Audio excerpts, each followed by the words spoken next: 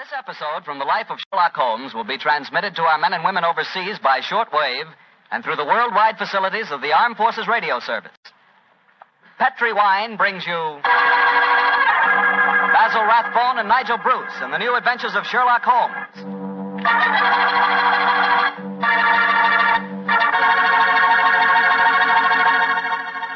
The Petri family, the family that took time to bring you good wine, invite you to listen to Dr. Watson tell us another exciting adventure he shared with his old friend, that master detective, Sherlock Holmes.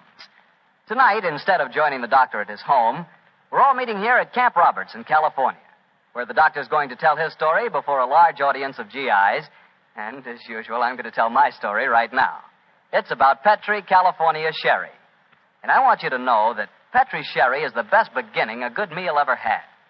Before you sit down to dinner some evening soon, just pour yourself a glass of Petri Sherry. Look at that rich, dark amber color. Just smell the fragrance of those wonderful grapes. And then taste that Petri Sherry. Is that ever good? And say, if you like your sherry on the dry side, not sweet, then just wait till you taste Petri Pale Dry Sherry. If some of your family like regular sherry and some like pale dry, don't buy one, buy two. You can't go wrong so long as you buy Petri. Petri. Petri Sherry.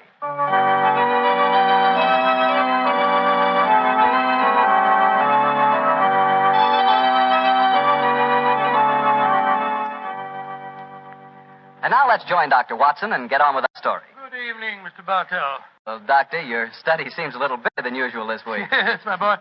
I felt that as tonight's new Sherlock Holmes adventure was rather an exciting one, the men here at Camp Roberts might like me to tell it to them in person. I'm sure they will, Doctor.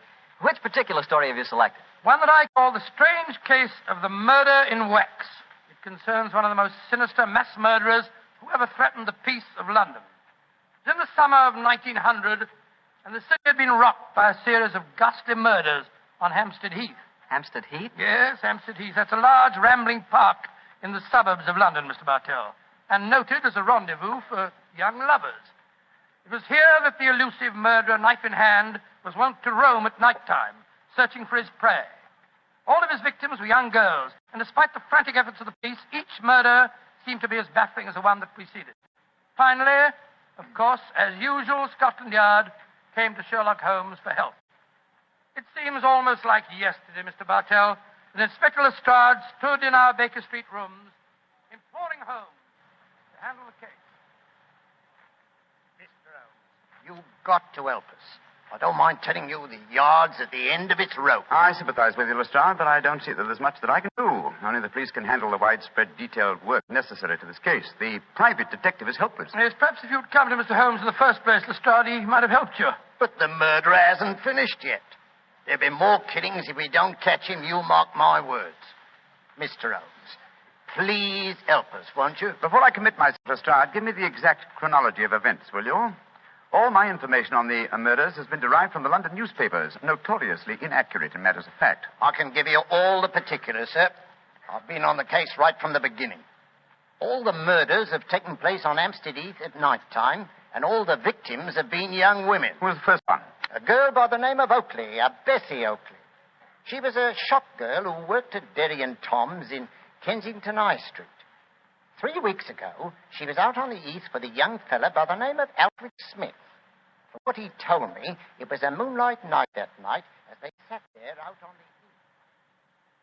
Come on, Bessie, give us a kiss. Oh, go on, Fred. Don't be so soppy. I ain't soppy. Come on, Bess. Hello. Who's this coming towards us? Bloomin' prowler. Here, you, what you want? Can't you say something? Look out, Bessie's got a knife. No, you don't. Devil, you hit my Fred. Keep away from me. Keep away from me, you.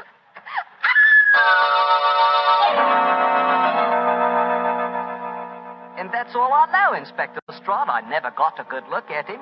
He conked me on the head, and when I come to, there was poor Bessie with her throat cut. Yeah, that's your story, young fella, my lad. All right, Sergeant.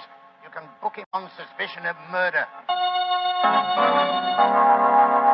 Sir George, we shouldn't be walking on the heath. Didn't you read about the murder here 2 days ago? It's a fine thing. I take you out in the moonlight and you talk of murders. Let's talk about us, Violet, darling. It seems to me we should talk about your wife. My wife doesn't mean anything to me anymore. Violet, if I could get a divorce, I'd... There's someone behind that tree. He's coming towards us. Who are you, son? What do you... No, you don't. Don't come near me. Don't.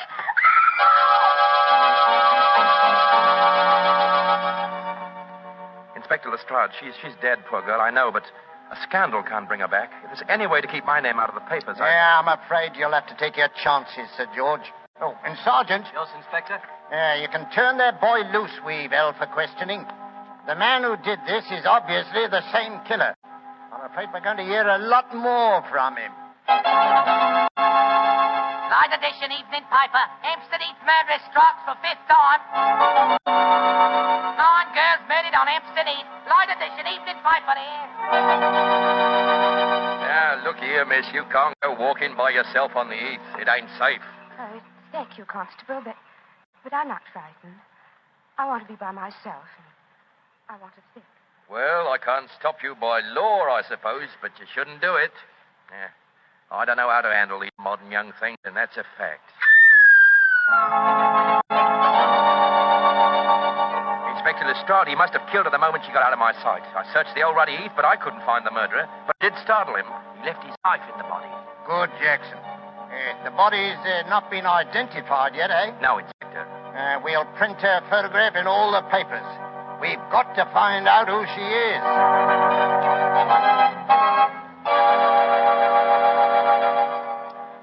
Mr. Bishop, is this the body of your missing daughter? Yes, it's Rosie, my Rose.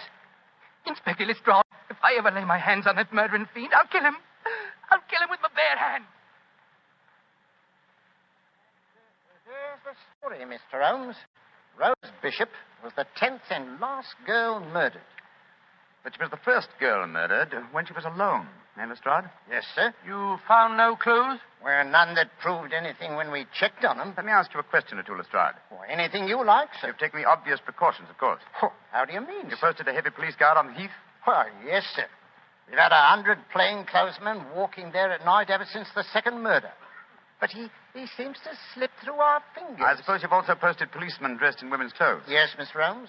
And we've hired girls to walk the heath in couples with our plainclothesmen. But the murderer won't seem to rise to our bait. Well, he's a cunning brute. Yes, he is, Watson. Obviously a morbid madman obsessed by a hatred of love. He'll be hard to catch. Lestrade, you mentioned clues that amounted to nothing when you checked them. What were these clues? Well, footprints, a couple of cigarette butts dropped at the scene of the crime. Nothing that helped us. The only important clue was the knife we found in the body of Rose Bishop, the last girl murdered. Of course, the experts at the yard examined it. Yes, sir. Didn't tell us a thing, though. You had the knife with you? Here it is, Mr. Holmes. I knew you wouldn't trust us. You'd want to look at it yourself. Thank you, Lestrade.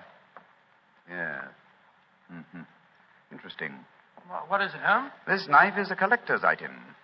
It's at least 100 years old, I should say. May I keep this overnight, Lestrade? I should like to conduct a few experiments of my own. Why, of course you can, sir. Then you're going to take on the case, Holmes? Now, let us say that I'll take it under advisement. I'll do my best, Lestrade. I'll do my best. Well, thank you, sir. If any further developments occur, communicate with me at once, will you? Yes, sir. In the meanwhile, I'll smoke a few pipes on the problem. But I promise nothing, my dear fellow. I promise absolutely nothing.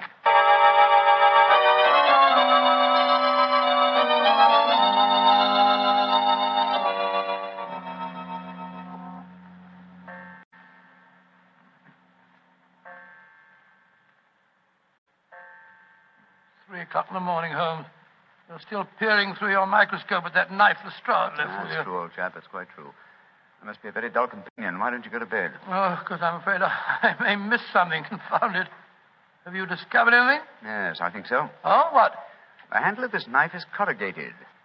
On the underside, I observed a slight diffusion in the markings. Under the penetrating eye of the microscope, I found a minute deposit which had caused the diffusion. I have just analyzed that deposit.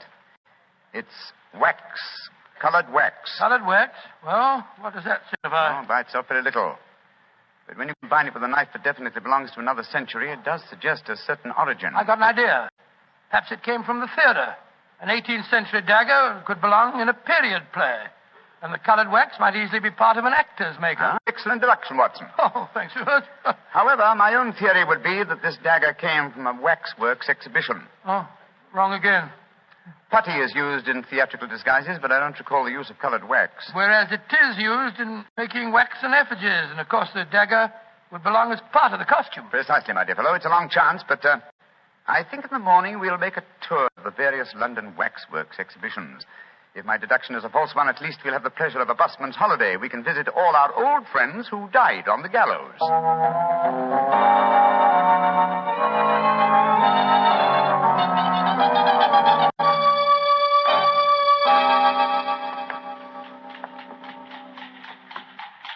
Any tired, old chap? I must say I'm a little weary. This is the fourth waxworks exhibition that we've been to. The fourth and the last. If we fail to find any clues here at Levesque's Museum, we can return to Big Street. Oh, thank heaven this is our last port of call. I'm so dizzy from looking at waxworks that they begin to look like human beings to me. Did you notice that I asked directions from the wax policeman at the entrance door just now? Yes.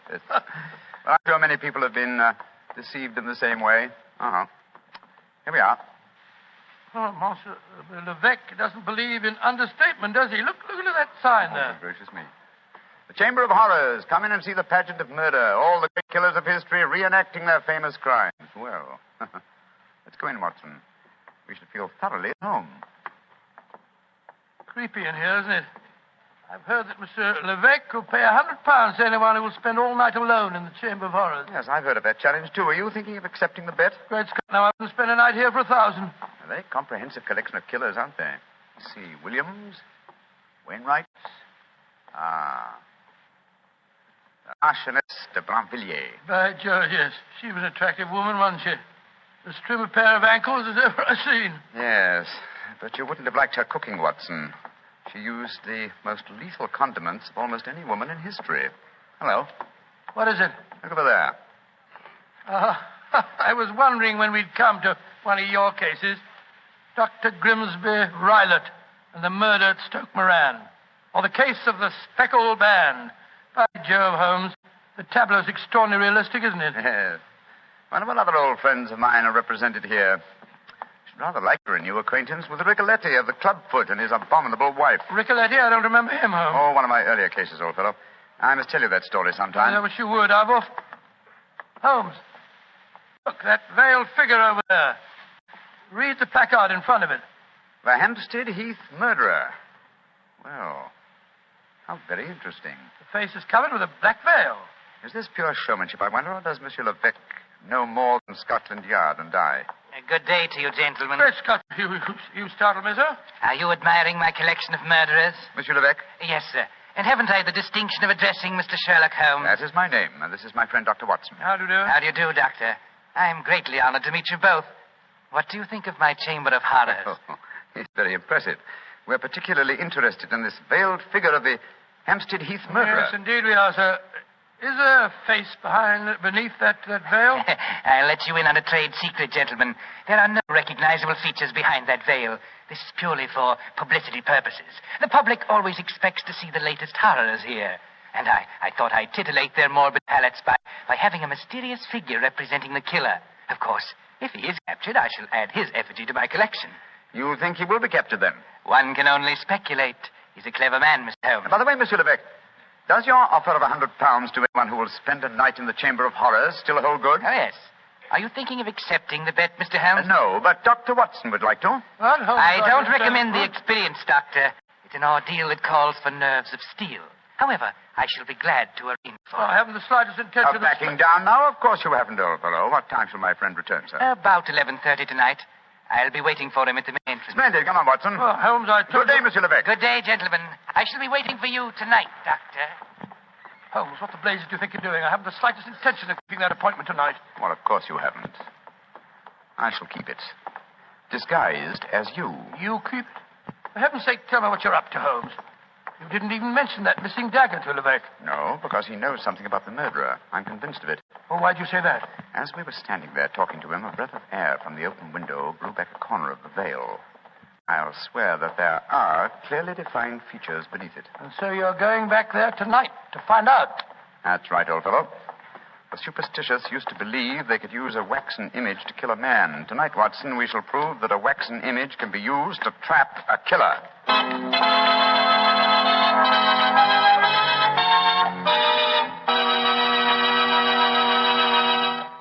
Dr. Watson will continue his story in just a second, so I'm just going to remind you that there are lots of ways to make good food taste better. But the easiest way is to serve that food with a good wine, a Petri wine. If you like a white wine with chicken or with fish, you'll love that wonderful Petri California Sauterne. If you like a red wine, then rich, hearty Petri California Burgundy is your wine. But if you don't know which you prefer, why not try them both? Petri Burgundy and Petri Sauterne, red and white. Don't buy one, buy two. But always buy Petri. Well, Doctor, so Sherlock Holmes decided to disguise himself as you and spend the night in the Chamber of Horrors, yes, huh? That's right, Mr. Bartell. After dinner that night, he began to apply the makeup. It's uncanny to sit there in Baker Street and watch Holmes slowly turning into a very convincing replica of myself. As he did so, we discussed last-minute arrangements. I'm promptly at 11:30, Watson. If I'm not back here by 2 o'clock, you better come after me. Well, should let me come and wait outside, old fellow, just in case there's any trouble. No. You'd attract attention. By the way, do you recall the name of the last girl murdered on the Heath? Yes, Bishop. Rose Bishop, wasn't Exactly. The only girl who was murdered when she was unescorted. The body was identified by her father. Well, what of it, Holmes? Levesque is a French name, and yet the gentleman had a decidedly English accent. I should say that he adopted a foreign name as being more suited to his profession. I don't see what you're driving at. What's the connection between Levesque, the owner of the waxworks, and the father of Rose Bishop, the murdered girl? Levesque is the French word for bishop. Great Scott. You think that he knows who the murderer is and... I know only one thing, Watson. I may see what's beneath that black veil. Yeah. Now, how's my disguise? Wonderful. You look exactly like me, but how'll you manage about the voice? Well, I don't think that'll be too difficult, old man. After all, Rebecca knows very well. Oh, I can't understand half what you're saying. In your own case, old chap, that's a handicap that I've suffered from for years. Rubbish. I'm perfectly intelligent. Now, let me see. The bullseye lantern. Yes. Watson, I think I'll borrow your revolver, too. I probably won't need it, but for once I think it might be safer for me to go armed. Here, Holmes. Now, do be careful. I will, old chap. Don't worry. Goodbye. And if I'm not back by 2 o'clock, you better come to the waxworks and see what's happened to me.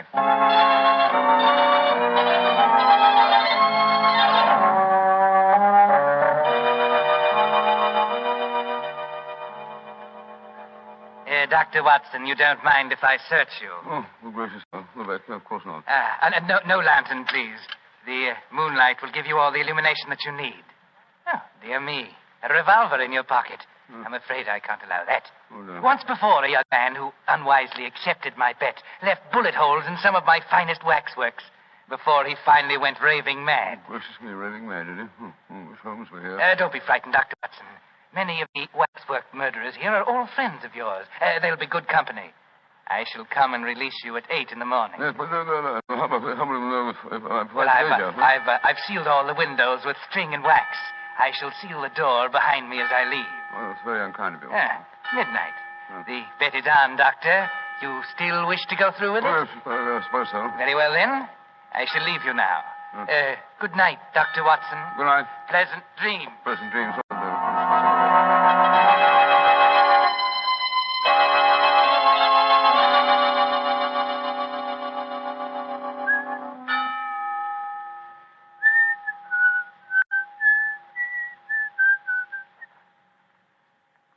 What's that? Gracious me, who's there? Oh, I could have sworn I heard something sniffing about in the shadows. Miss Holmes is here with me. Listen at the window. Great Scott, it's Watson. Now before his time. Well, here go the seals and the string. Come on, up with it. Holmes. Holmes, are you all right? Shh. I'm all right. You came early. But it's just as well. You're carrying a lantern. Levesque took mine with him. Come on in.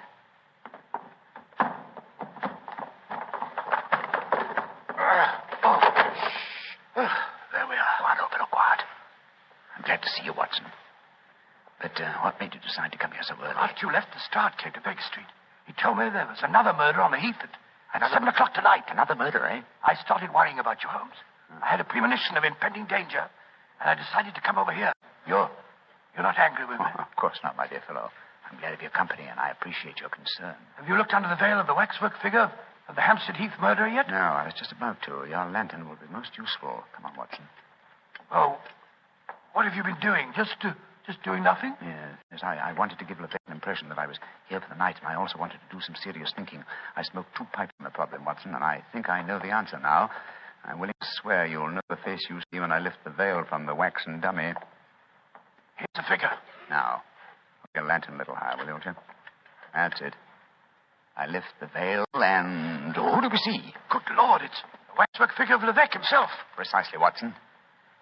An unparalleled example of the self-betrayal inherent in criminal egotism. Levesque couldn't resist the... Holmes, the waxwork is moving. It's alive. Yes, gentlemen. Which is more than either of you will be in a few minutes. You re-entered this room by a secret door, I suppose? Yes, Mr. Holmes. And since you've displayed such a flattering interest in the Hampstead Heath murderer, I decided to remove the wax figure and appear in person. Look out, Holmes. He's got a revolver. Oh, no, Doctor. This isn't a revolver in my pocket. What would the Hampstead Heath murderer want with a revolver? This is a knife. I feel so much more at home with a knife. There are 2 of us, Beck. Remember that. And both unarmed. Which one of you meddlers wants to die first? Look out, Holmes. Watson, close together. The lantern smashed. Yes, and the moon's fading. What a pity. Holmes, where are you? Over here by the effigy of Macbeth. How very thoughtful of you to provide him with a dagger, Levesque. I wouldn't one, my dear Holmes. You can't escape me. I can feel my way in the dark here. I know every inch of this room. You're doomed, both of you. Don't strike a match, Holmes. You'll make a target of yourself. Devil with that. I'm lighting this newspaper. It'll make an excellent torch to set light to the nearest waxwork. No! Don't burn my waxwork! Why not?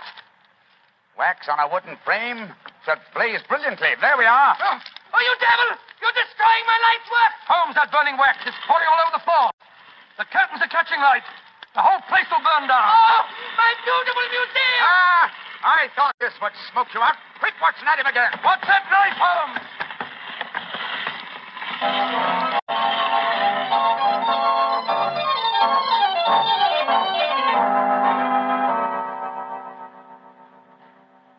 Well, Mr. Holmes, you've done it again. You've solved the case in a blaze of glory. Get the point, sir. A blaze of glory. Yes, Lestrade, I get the point. Thank you very much. Pass that marmalade, will you, Watson? Holmes, is that the morning paper you brought with you, Lestrade? Yes, Doctor. Want me to read you the headlines? Yes, please do. Yeah. Hampstead Heath murderer captured in fire that destroys waxwork exhibition. You know, Mr. Holmes, you and the doctor were lucky you weren't burned to death.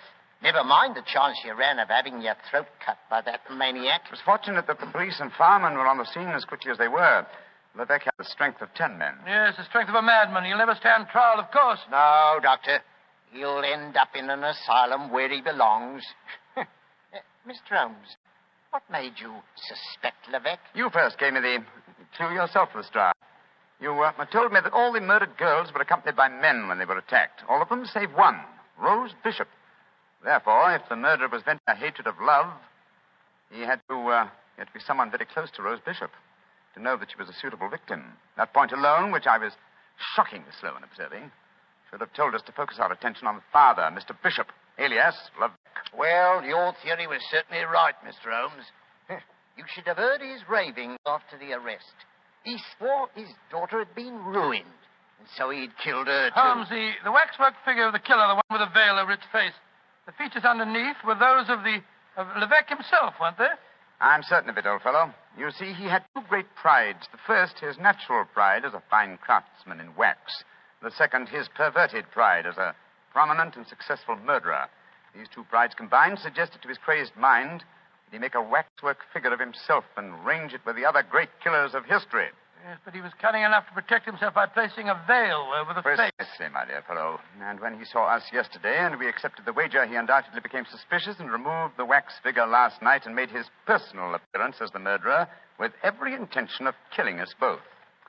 Yes, we were very lucky, old chap. Yeah, if you ask me, Mr. Holmes, you've been very smart. No, I quite agree, Lestrade. I think you solved the case brilliantly, Holmes. No. I've been very sluggish. I Solved by circumstance and melodrama what should have been a purely intellectual problem. I'm not pleased with myself. Trot, I hope that my name has not been used in that newspaper report. No, it hasn't, sir. Excellent. I want no credit in this case. Oh, do you mean to say that you're going to let Scotland Yard get the praise for catching him, Holmes? Why not?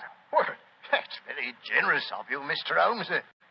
It'll make things a lot easier for me. Yes, it certainly will. Holmes, I can't see why you reproach yourself. Because, my dear Watson, like the Hampstead Heath murderer, I, too, have my pride as a craftsman. This case had a clearly defined pattern, and I was unable to recognize it. If you should have occasion to chronicle this story, Watson, and I should prefer that you didn't, I would like you to entitle it The Education of an Idiot. Oh, come now, Holmes. The education of an idiot? That's absurd. I know. But if you do tell this story, it'll probably end up as The Strange Case of the Murderer in Wax.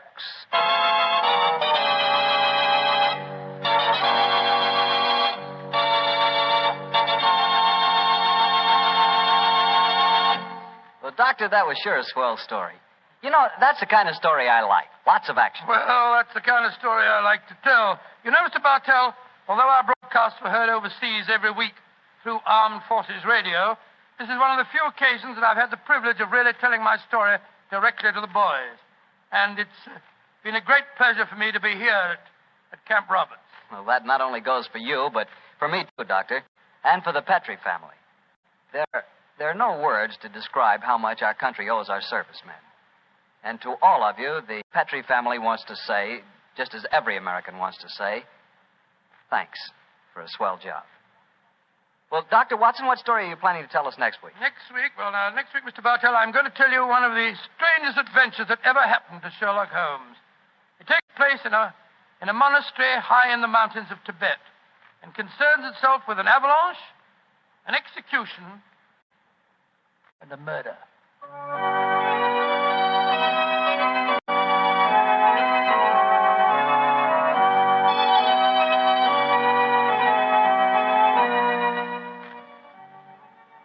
Tonight's Sherlock Holmes adventure was written by Dennis Green and Anthony Boucher and was suggested by an incident in Sir Arthur Conan Doyle's story, The Adventure of the Second Stain. Music is by Dean Fossler. Mr. Rathbone appears through the courtesy of Metro-Goldwyn-Mayer, and Mr. Bruce through the courtesy of Universal Pictures, where they are now starring in the Sherlock Holmes series.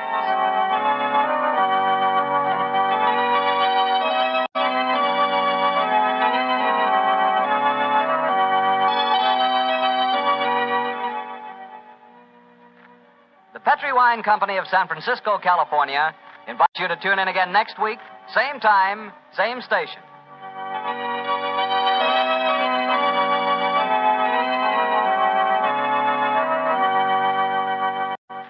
This is Harry Bartell saying good night for the Petrie family. For a solid hour of exciting mystery dramas, listen every Monday night on most of these same stations at 8 o'clock to Michael Shayne, followed immediately by Sherlock Holmes. This is the Mutual Broadcasting System.